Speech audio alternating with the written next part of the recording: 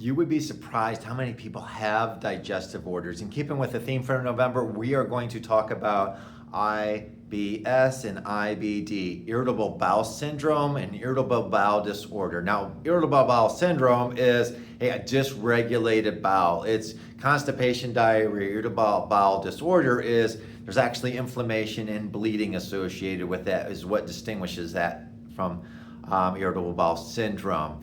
Now, I will tell you that there are triggers that let you know some of these are going to show up. And I tell you, the big one that really caught my eye was anxiety and stress.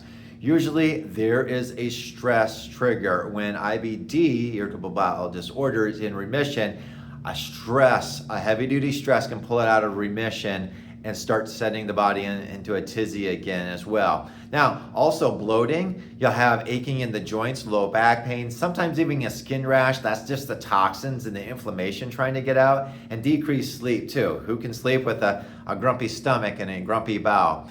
We'll start to notice digestion and being weak as well, because it just slows down. So when you're in a state of stress, your body it diverts energy. Digestion takes a lot of energy to break down food. And if you've ever been on a fast for 4 days, you notice you get a burst of energy after 4 days because your body just doesn't digest food anymore. It doesn't have to do that. So ironically, you do get energy, but this really shuts it down.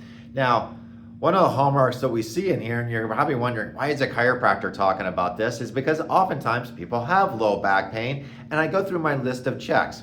Sometimes even associated with this as leg pain. So I'm going to ask the questions, do they have digestive disorders? Is there something? And I tell you, at least 25, 30, 40% of the time that a person will have, an adult will have digestive disorders, where it's constipation, diarrhea, or irritable bowel, where they have issues with this, and on occasion they'll have the occasional Crohn's or colitis. So medical approach is going to be medication, steroids, changing your diet, which I would definitely suggest as well, because everybody should have a great clean diet too.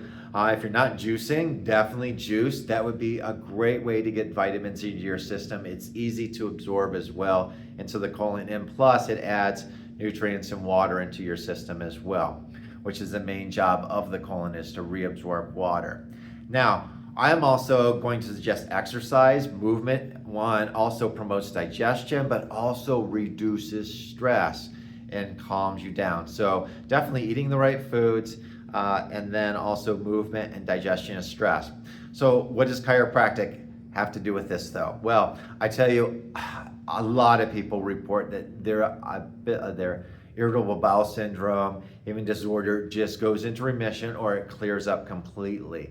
It definitely helps, because the nervous system, we have to look outside the bowel itself. We have to look at what's controlling that, what's controlling the bowel, and the nervous system is what runs this. What tells the body to digest food. And we see that an increased height in the stress in the nervous system, like the stress load on the nervous system, is really bogged down, and you can't get rid of that.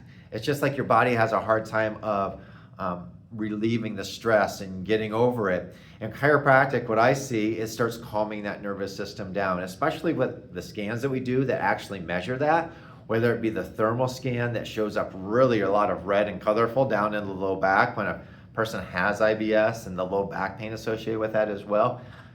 And we start to see that calm down. So the bars on thermal, the heat aren't going back and forth all over. It's really calm, nice and gentle to one side. And then also HRV, where the person is not stressed out. It doesn't show them skewed towards sympathetic dominance. It really starts showing them being more balanced as well.